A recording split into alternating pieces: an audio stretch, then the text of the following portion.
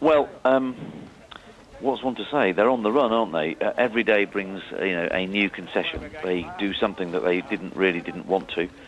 Close the News of the World, pull out of the biggest deal of Rupert Murdoch and News Corporation's his entire career, the attempt to get hold of the rest of Sky that he doesn't own, and now he's had to accept the resignation of Rebekah Brooks. And the only thing one would say about this, of course, is that everything that she has said about it would have been true a week ago.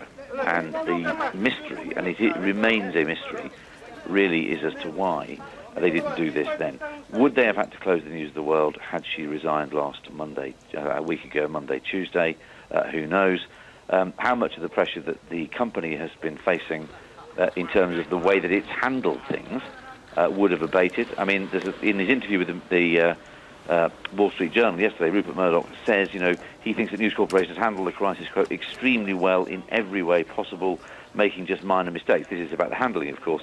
Well, this must rank as a mistake in PR terms that comes so near the top of the tree. Indeed. I mean, they're only talking about minor mistakes being made throughout. I'll ask the same question that I asked John here.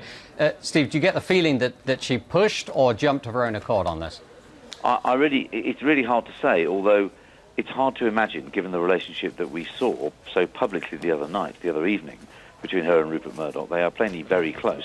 When asked what his priority was, remember, his answer was this one. He didn't say to protect my chief executive or even like that, this one. He talked about it in very close, physically, personally, very close, almost intimate terms. He says this one is his priority, as opposed to the others, I guess, regarding it almost as one of his children.